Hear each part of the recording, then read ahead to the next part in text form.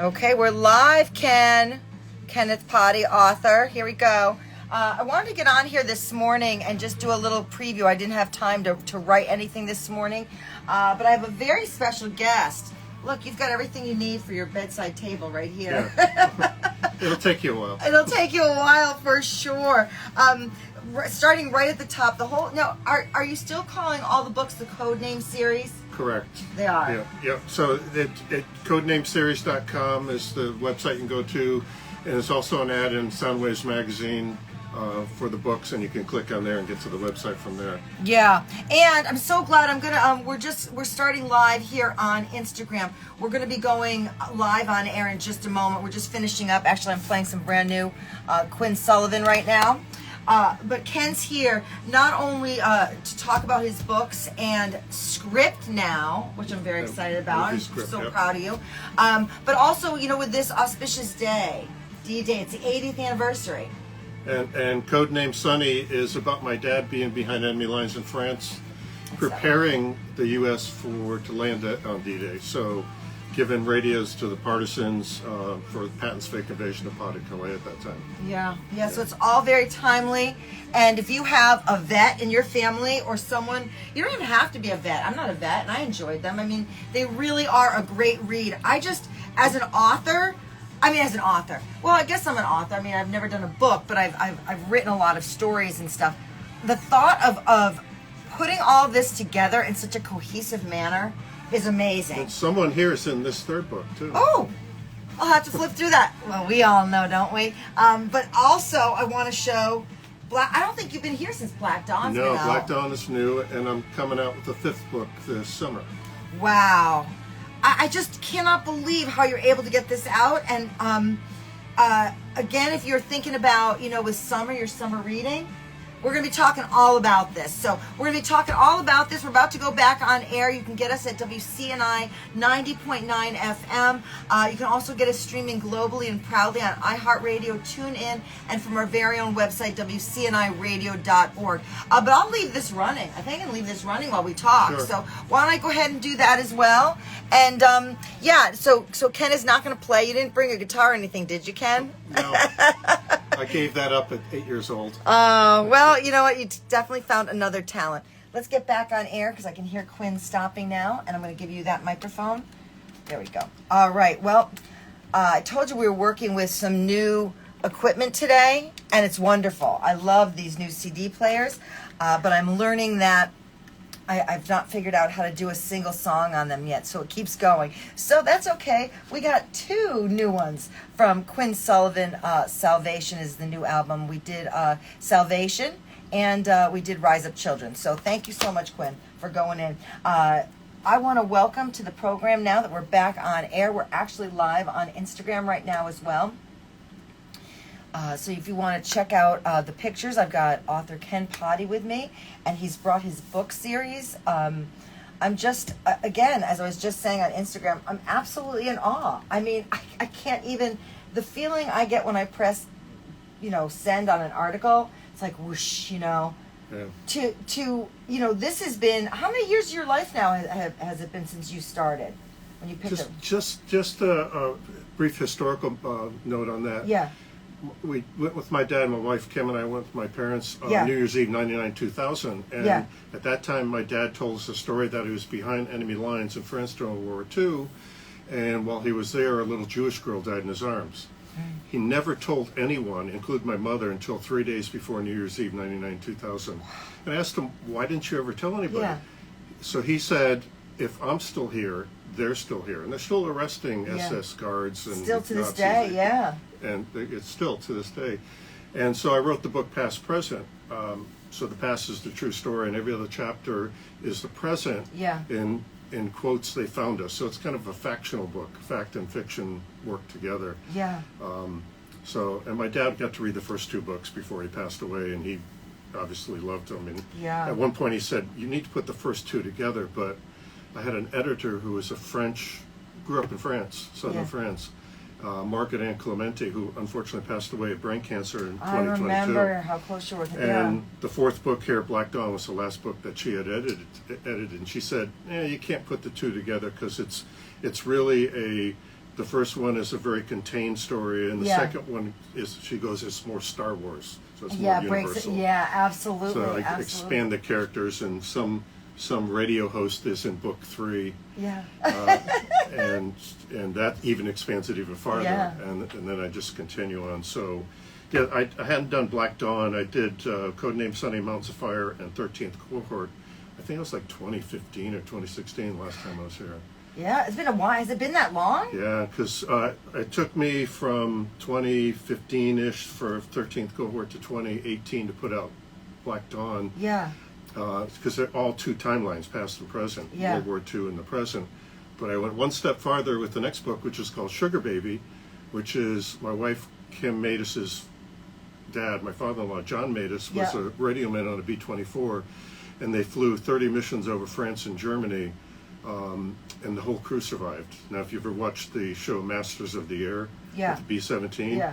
you know how many casualties, they took Yeah, a that's unheard of. 75% casualty rate for the 8th Air Force is compared to more than the Marines in the Pacific. Yeah. So they lost a lot of crews. I think one mission, and then 100th they sent out 30 planes, and they lost 17 in one mission. So for his crew to survive the entire war is just amazing. And the whole book's about Mission 22, where they crash landed in France after being shot up on a mission over Berlin, and I tie it into the whole storyline. So Sugar Baby right now is at the publisher, and they're going to do a final edit. I should have it out by the end of summer. Oh my gosh. So that'll be book 5, and I'm doing one more book. It's to finish the series. It's called Red Beret. Wow. And there was a English spy, for the lack of a better term. She wore Red Beret, and Yeah. she would ride her bicycle past all the German positions in France and secretly record them and send the information to the British. Wow. But she would flirt with the Germans, so Yeah. they knew the girl with the red beret was coming. She'd Yeah. bring them lunch and stuff, and Yeah. completely faked them out. Wow. So that How book- did you learn of this? Military historian in Really? college. Yeah. So a lot of it is just, I'm very interested in History Channel and Yeah. that type of thing. But the last book takes place before Codename Sunny. Really? So it's a prelude, and I'm not going to tell you how it ends because that will spoil it. God, well, I gotta say, this Codename Sunny, I'm gonna hold it up for Instagram. This is the gateway drug to Ken Body's book. So I love that they did keep this separate. I think that, is really in and of itself. It deserves to be on its own.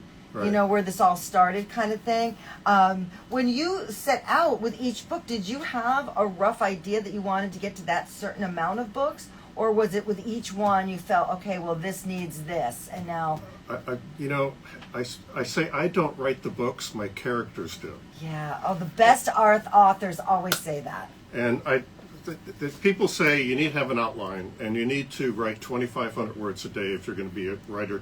So the difference between a writer and an author is a writer is that you write stuff. Yep. An author is published. You're Yep. published in whatever format. Yeah. So when you become published, you become an author. So going through all the characters, it's like I can't end the story there. Yeah. I need to continue it. So the last book is kind of a prelude to the series. So I don't think if people don't know about Codename Sunny, like I said, my dad went to France Yes. to speak French on the radio for Patton's fake invasion of Pas-de-Calais, which Churchill said was the surround yourself with the bodyguard of lies. And it was Operation Fortitude North, which was Norway, faking Germans out were going to Norway, Okay. which kept approximately 300,000 Germans in Norway through the entire war. And then there was Fortitude South, which was Pas-de-Calais, land in Pas-de-Calais. That whole fake was my dad talking French on the radio, but the agents going over to deliver radios to the partisans kept getting killed or captured. Later on, they found out there was a double agent working for the Germans, and a lot of these guys just got killed or sent to concentration camps, etc. So they asked for volunteers. My dad volunteered. He wasn't supposed to. My grandmother didn't agree with it. He was 17 years old. Yeah. So he goes over with a guy named Henri, and someday I want to go to, town's called Bourget, where they stayed on his farm, and they delivered radios at night. And 15 minutes after he landed there, they ran across a Jewish family that was killed by the SS, and Parsons opened up, killed the SS, but the little girl, 8-year-old little girl, survived. So they brought her back to a hideout, and then they dropped her off at an inn, and the innkeeper and his wife kept the little girl, but the double agent knew where the girl was, but not the partisans, and the SS knew that the girl had a knowledge of SS being killed, and at that time, Ordaz-sur-Glane was a town in France that was wiped out by the Germans because they thought the partisans were working with them. Mm-hmm. So they went into the inn, they killed the innkeeper and his wife because they wouldn't say anything. They tortured the girl all night and dumped her in a pea field. My dad picked her up that night because they found her on a moonlit night in a pea field, is what he told me. And the whole way back she said, "J'ai dernier," which means I didn't tell. Oh. And she liked the song Marlene Dietrich's All Along the Watchtower by the Bering Sea, There Waits My Love. She's waiting. She loved that song, so my dad sang it to her all night till she died in his arms. Oh. And so he kept that a secret for years, and that's Codename Sonny. That's the basis for the book. And then each one follows. So Mountains of Fire is everyone that escaped through the Pyrenees Mountains, Jewish families, partisans that had been compromised, or downed pilots. Yeah. And an interesting thing is, if you escaped into Spain as an Allied pilot or crew, and you told them, "I'm evading the Germans," the Spanish would let you go to Gibraltar and you could get back. If you told them, "I escaped from a POW camp," they would return you to the Germans, because that was because they didn't want to be caught. Oh, okay. Spanish wanted to stay relatively neutral. Okay. And 13th Cohort, which the book you're in, is about the spear of destiny was pierced the side of Jesus when he was on the cross, and Himmler and the SS at Wewelsburg Castle had purportedly that spear, and they said that Hitler's rise to power, because it has the power of persuasion, because it had the blood of Christ on it, which was the theory or the legend, and that they said Hitler came to power because of that, which is ridiculous because he was evil. So, and they were the Germans were always after these relics that they could use. It sounds a little bit like a Raiders of the Lost Ark story. A bit. Yeah, it's a bit. In fact, but better. Somebody had asked me, wanted to do a movie on the 13th Cohort, but I said, you got to do the first book first. Yeah. And they said, it sounds like the Raiders of the Lost Ark. Yeah. It's kind of, that might have been in the back of my head, I don't know. Well, I mean, but I think it all again goes back to the Holy Grail kind of thing, that right. kind of idea. I think that's the kernel, not a with your history, your knowledge of history, I'm sure it was that, more historic things that were the kernel of, the seed for that one, for sure. Yeah, and so Black Dawn is about Tabin, which is the first nerve agent that the Germans developed as a pesticide in 1936, but they had a problem with it. It kept killing people. So they wanted to weaponize it World War II, and I'm not sure if they couldn't weaponize it by the time World War II ended, or that the scientists knew that they were going to lose the war and they didn't want to be held for war crimes for having nerve agents out. Yeah. That was the thing at the end of World War I where they banned chemical weapons. Yeah. So, and then Sugar Baby will follow, and Red Beret, which I started writing already. So unbelievable. I mean, how... I love how, you say the characters write the story. But, I mean, do you ever feel... I mean, you can't have much of a block if you are this able to get this much out. Do you ever have those moments where you just have to walk away from it for a little bit, or... Yeah, and anybody that tells you I can write 5 books in a row and not have a problem with it, with delays and trying to figure something out.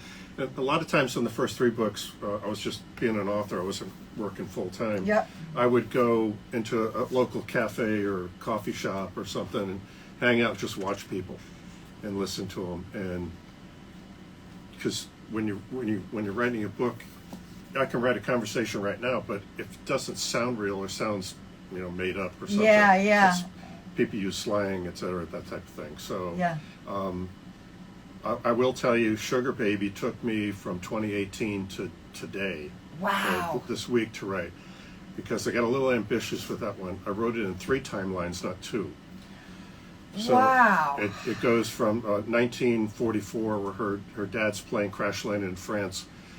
They were transported back to Paris and had literally the time of their lives.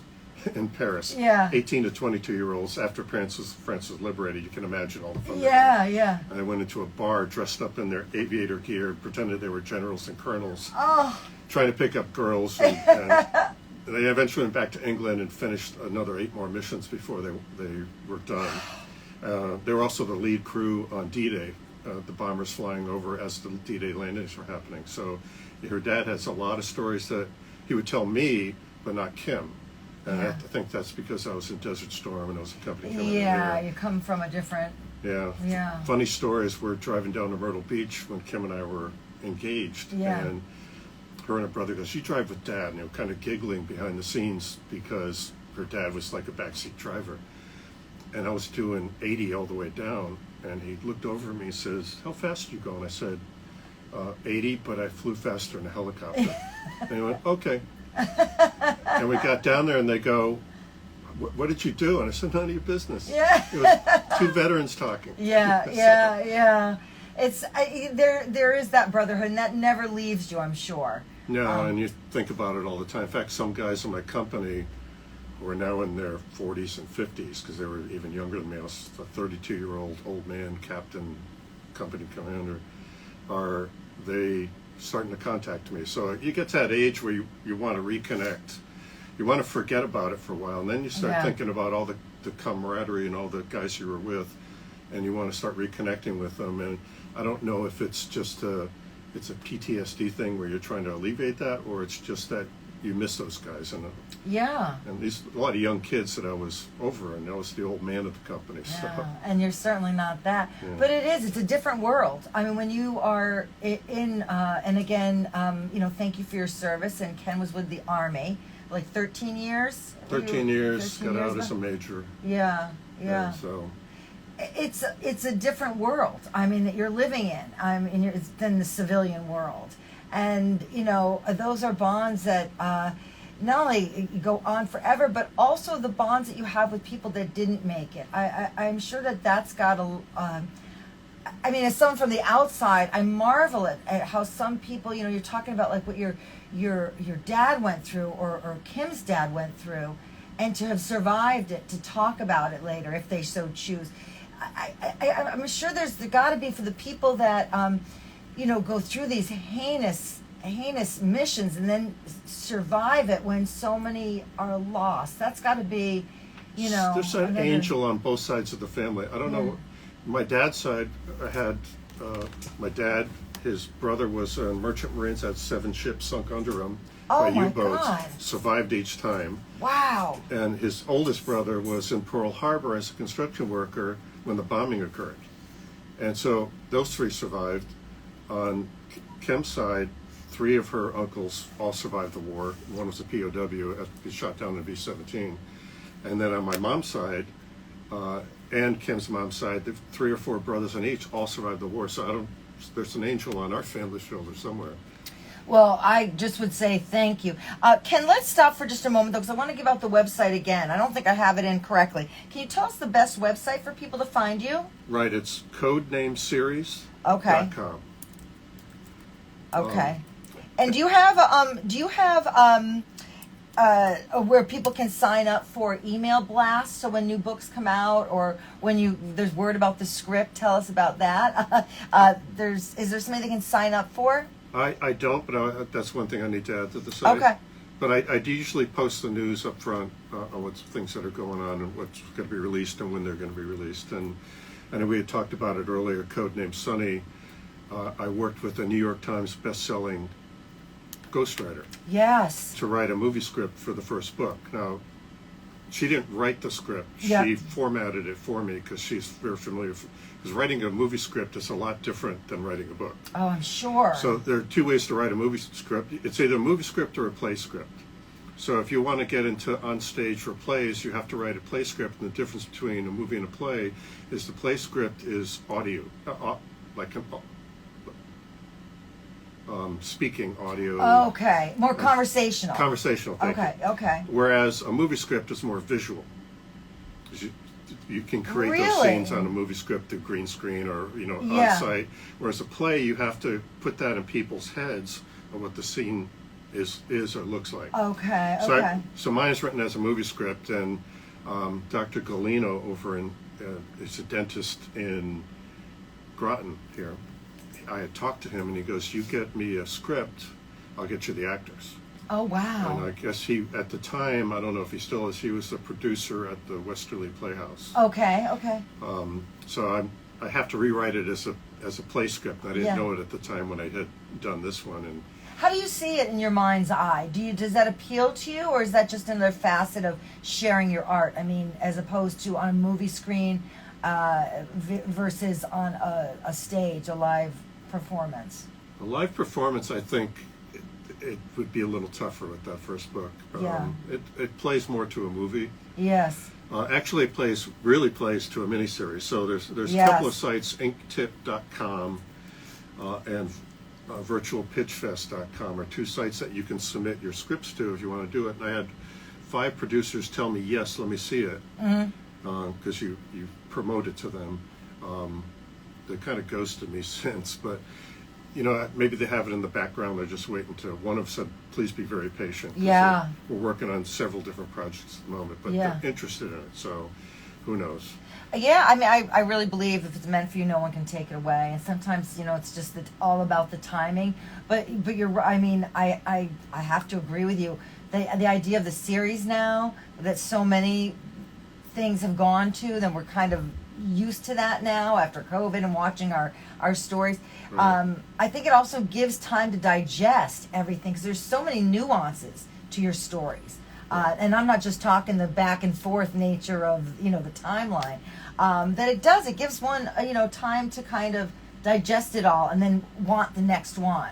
So I call it, I drag you through my book. So all the books are past, present chapters, so they alternate through.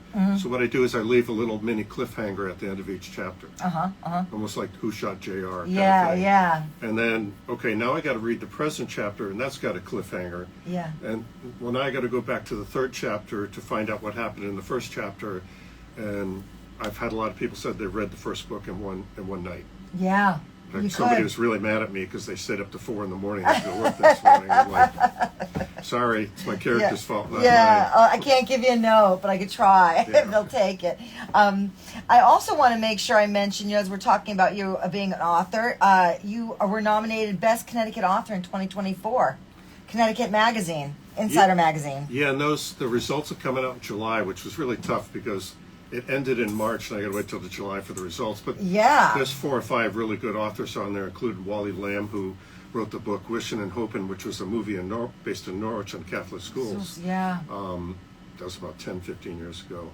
But so I'm in good company there, so hopefully I ain't knocking on wood. Yes, absolutely. So, yeah.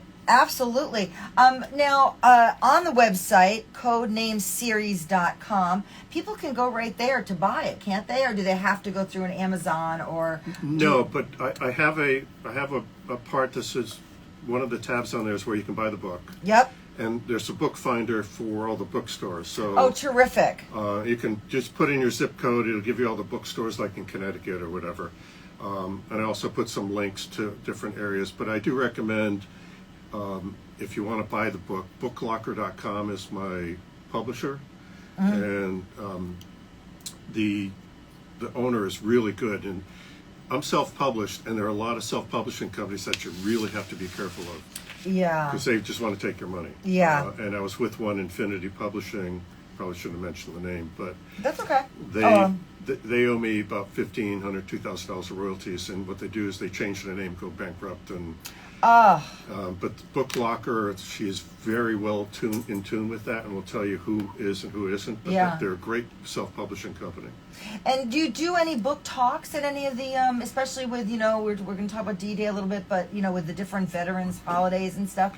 I have. Got to meet your dad that way in Mystic Yeah. when he was at the book signing in Mystic. I don't think you were there that day. Was it David that brought your dad? Was with your dad? No, that it was day? me. It was so we went into the Mystic bookstore, but they had booked somebody else over us, and so we went next door Oh, to the Army place. the Army Navy Yep. store, and sorry, I think name's on the tip of my tongue. I think it was Steve, and he had been passing away of cancer. And his daughter Michelle's running the bookstores now. Oh, okay. But he said, "Oh, don't worry about it. I'll put an ad in the London Day for you, Yeah. and you can come here and go into the one in the Mystic Village, which is now closed." Yeah. And we sold 120 books in 2 days, and I think they were doing the Food Fest at that time. Yeah, there was a lot of traffic and I didn't know at the time, but if you look at some of the pictures of my dad, he was sick at that time. He was having renal failure, started renal failure, and that was August, and he passed away in November. really.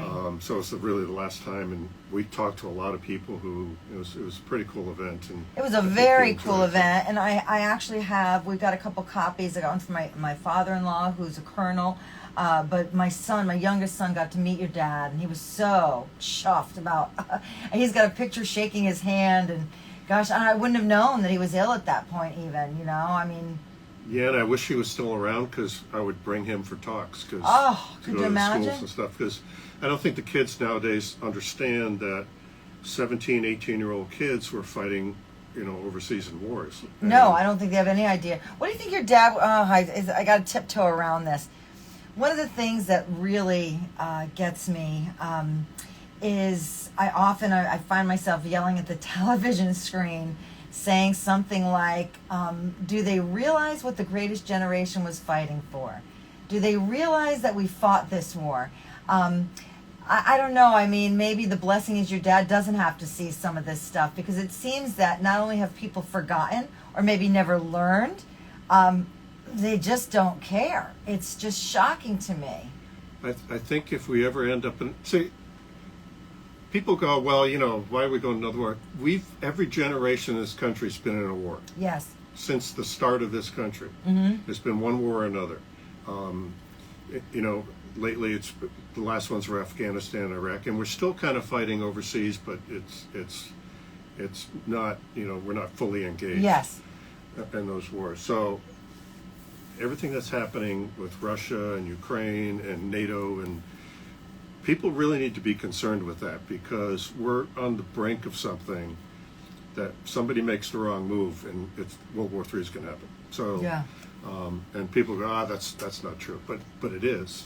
'Cause Yeah. you always have some dictator and didn't really want to go down this road, but Putin is very much like Stalin. And a lot of stuff that Stalin did and Putin are hand in hand with, manifest destiny kind of stuff. Yes. That we, how we took over this country. But Yeah. he's bringing that all back. So we Yeah. have to be very, very careful about what we do Yeah. in the future. Yeah. And I think, Biden's doing a good job of not escalating that. Escalating. It's amazing to me that only 1% of the population is willing to serve. I mean, that is just so minuscule, considering, that's our first line, that's everybody. Was it your father that he didn't share his stories until much later in your life. Did you feel the calling to serve, or was that more of a familial thing, that how you were brought up? Was there anything that you can share that brought you to the Army? I keep thinking of this. I was a little kid. I was 8 or 9 or 10 years old. Yeah. And I always my dad was in the Navy. That's how we knew him. He was in the Navy, because after he left France, he volunteered in the Navy. And I said, well, what? He goes, he became a medic. And he goes, do you know why I became a medic in the Navy? He goes, because the little girl died in my arms and I couldn't save her. Yeah. So then he went into the Pacific, and the last island hopping, and he's in the Pacific as a medic. So he was in both theaters, and I think my brother went to a concert with him. Might have been the Doobie Brothers. I'm not sure. He can clarify. And they said all the Navy veterans stand up. My dad stood up, and they sat down. He goes, all the Army veterans stand up. My dad stood up. My brothers look at him like, what are you talking about? Yeah. So that was the start of all that. Wow. I was a little kid, and I go, Dad, I want to be in the Navy just like you were. And he goes, nah, I think you're more of the Army kind. So I don't know if that was an insult. Yeah. A compliment, maybe. Maybe, I don't know. So I went to Norwich University in Vermont, was a military school. I was always interested in going in the Army. And I went in the Army from there, and was an armor officer originally, but with an aviation specialty. And then they made aviation a branch in 1984. Yeah. So I switched permanently to aviation, were in Germany, and they had the Iraq thing going on, where they went into Kuwait, and we're the 3rd Armored Division, and it's a desert war, so everybody's like, all right, get ready, we're going to be going. Wow. And we did, and I didn't lose a single person in my company, and we got into a lot of stuff, so I'm very happy about that. So, Yeah, and were you awarded as the Bronze Star? They were awarded? Yes, Bronze Star, 4 combat air medals. It's every 24 hours you get a combat air medal. Wow. Kuwait Liberation Medal, which is a funny story behind that. There's an ounce of gold in that medal. So the story goes that the Kuwait government wanted to give all the veteran people that served to liberate their country $1,000. Yeah. And the U.S. government says, we're not mercenaries. So they Yeah. put an ounce of gold in the medal, and they give us the Kuwait Liberation Medal. And Wow. there's the Southwest Asia Service Medal, which was Operation, I got 3 bronze clusters, which is Desert Shield, Desert Storm, and POW repatriation. Wow. I can say that fast 3 times too. Wow. We didn't want to do that. Nobody, it was over. We wanted to go home. Yeah, yeah. And now you're going to stay. There's a new general. He said he's going to help repatriate all the POWs, Iraqi POWs. Like, oh, really? Yeah, yeah. So we eventually did go home, and they rewarded everybody with a week in Berchtesgaden in Bavaria, and we got to see the crow's nest where Hitler was, and it was pretty cool. Wow. Yeah, so Yeah, that must have been, earlier in our conversation, you mentioned about wanting to go back and seeing the farmhouse in Codename Sunny, right? Yeah. What do you know that that's there? Do you know that these... I don't know. 'Cause Yeah. that's what you're talking 80 years. Yeah. But are you amazed? We also mentioned this about how, even now, I mean, there are still Nazi hunters out there, and they're finding people. And, what was the story I just saw the other day about maybe photographs were found that were Nazi photographs, but how this was, I mean, there were photos of the camps and stuff that were just shocking. Does it ever surprise you that more things are coming out as we are here in 2024? No, that's kind of hinted in through the books. That stuff's still there. In fact, there's a agency in Germany right now that's kind of like our FBI that concentrates on rooting out fascist organizations that want to have, in quotes, the Fourth Reich. Yeah, yeah. So, and some politician mentioned that the other day, and it was just like, I can't believe you just said that. Yeah. And one of the things that the Reichs used to be just like change of government. Yeah. But the Third Reich is associated with Nazi Germany, so now that's a term that's not appropriate. Yeah, yeah. I don't say it's not politically correct, it's just not appropriate. Not appropriate. It's kind of related to evil. So saying that kind of thing is evil. Yeah. Well, we won't say that. No. What we will say is about this 80th anniversary of D-Day. Just saying that must be mind-blowing. 80 years ago. Yeah, and some of those guys are still around. Yeah. There are very, very few left, Yeah. but they're high 90s, over 100 years old. Yeah, There's yeah. a few of them. There was one I saw on, it was a Facebook video, had a guy who's Yeah. 102, had served in Germany. So it's just amazing lives. And most of them won't talk. And then if you go down to Washington, D.C., there were recorded videos of these guys at the World War II Memorial. So I have a Sugar Baby. If you look at one of the tabs on my website, it's Sugar Baby. It's down at the bottom. There's an interview with the crew on that mission, and it was done by the crew, and they all got on and talked. I still need to send that to DC to make sure that they get that video. Yes, I see that. And the website I want to give out again is codenameseries.com. Codenameseries.com. It's also interesting how you wind women into your stories as well. I bring that up. I had just read Kristen Hanna's The Women, and it's Vietnam, and she, it's with the nurses, and it was mind blowing to me, just mind blowing. to get that kind of an account. She does a lot of historic. She even used real places and things like that. So it was historic, although it's a work of fiction. But the things that were historic were mind blowing. I never even occurred to me some of these things, let alone what the women's. I mean, you know how bad it was for the men who, with the PTSD Right. and not being acknowledged. Not only not being acknowledged, but being spat on. But the women weren't even acknowledged that they were even there. Even the VA wouldn't help them. Didn't believe they were there. But in France Yes. and Britain sent over a lot of female agents because, Get people to talk. get people wily ways. I guess Yeah. is one way to put it. But Yeah. that's what the Red Beret's about, and I'm going to incorporate a lot of the female agents within that book because there's, in fact, in the third book, there's a character named Lelaine. It's actually based on a true character who had a German sniper rifle, and one of the partisans, might have been my dad, asked, "Why do you have a German sniper rifle?" She said, "Because I want to give the Germans back their bullets one at a time."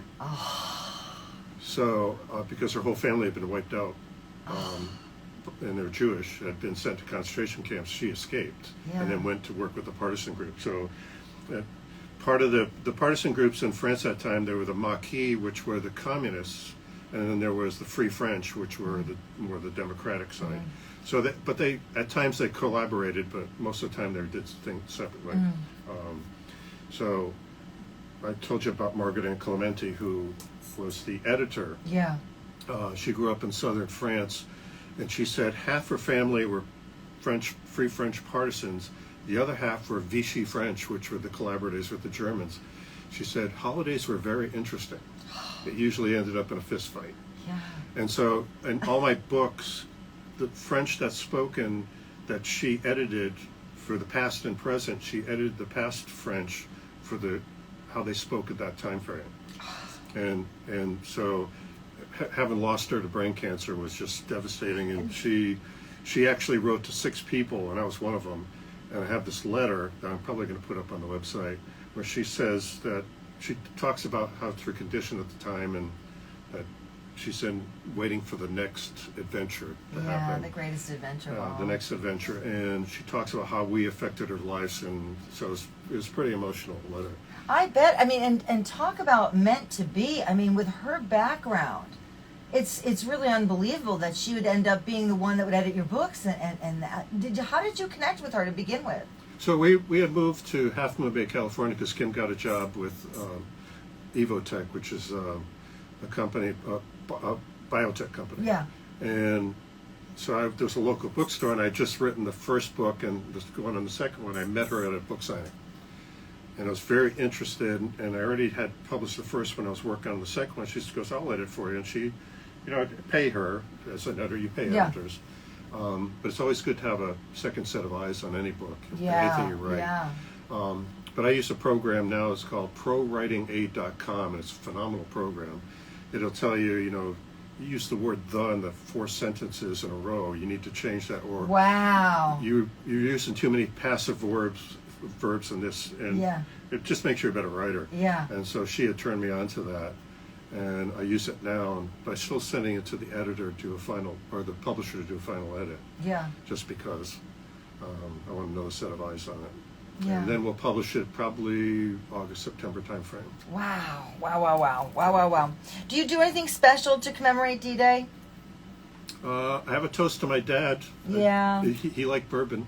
Yeah. And the only way I could get him to tell his story is we sat down with some bourbon and we traded stories, and I eventually got on. But like I said, he told us a story on New Year's Eve when we got back, and I've never seen my dad cry into that moment.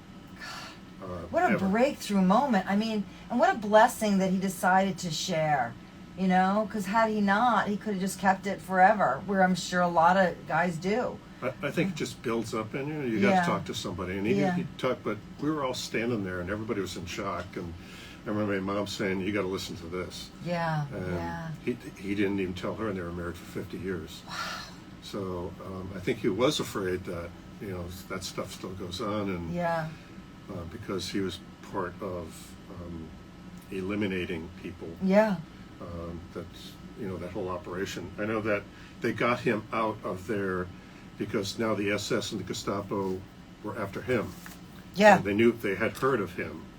So I don't know if the girl told the innkeeper or whatever, or the double agent knew who he was. Yeah. So they flew him out with and I'm trying to think of the lady's name, but she had a wooden leg.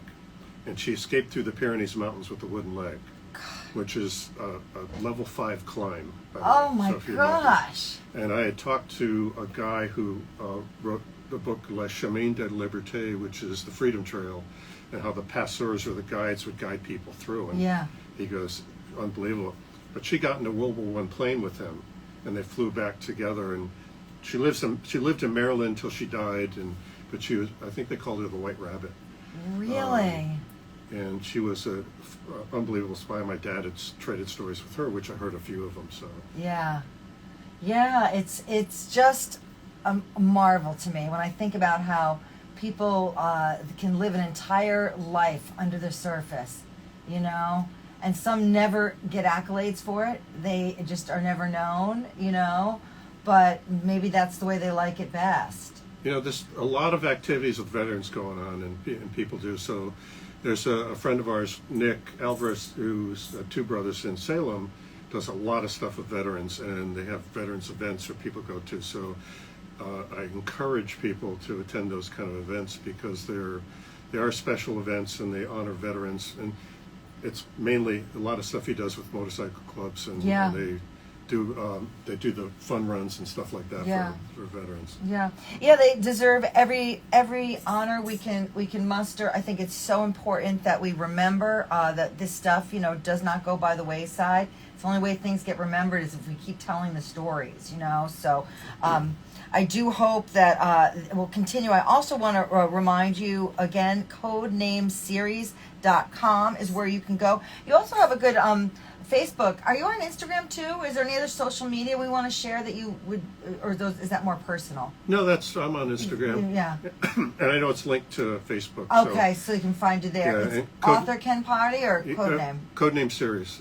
It's on the Facebook page. Okay. And I usually post the videos, and I've done a lot of. I used to do a video production company when I was in California, so I did a lot of videos with the books. And a guy by the name of Kevin Danzig, who's a musician, wrote 2 songs for each one of the first 2 books. So if I ever get a producer in a movie, when you get a producer in the movie, true, Kevin's songs have to be in there. Absolutely. And that wasn't his. I mean, he's a songwriter, but it wasn't his history to do that, though, was it? It was new for him.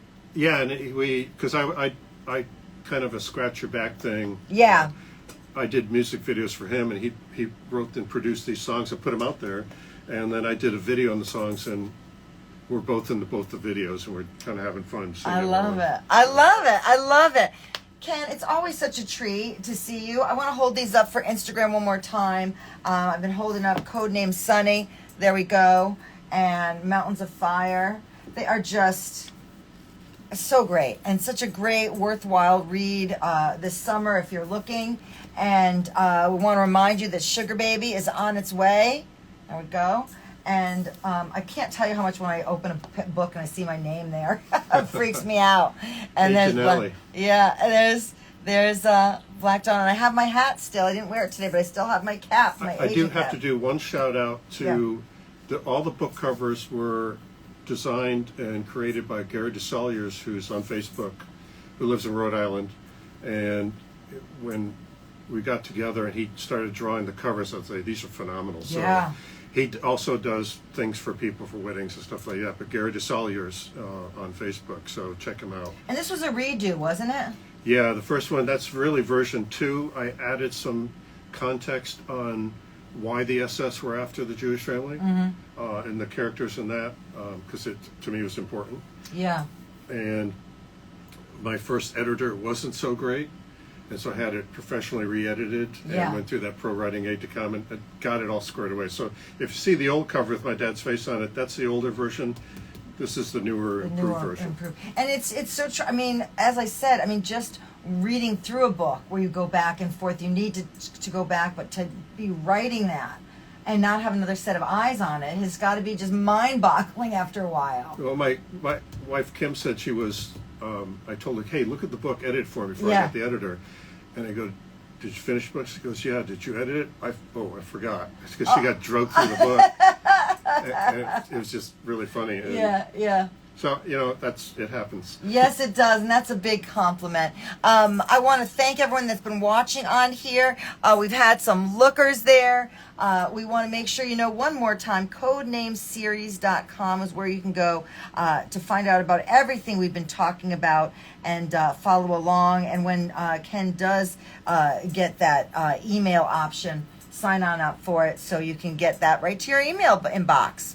All right, everybody, I'm going to go ahead and I'm going to shut down Facebook here. And I do have that. Well, we'll do a photo with the thing over there in a minute. But thank you all so much. I really appreciate it. Here we go. See ya. Bye. We're going to go like this and then...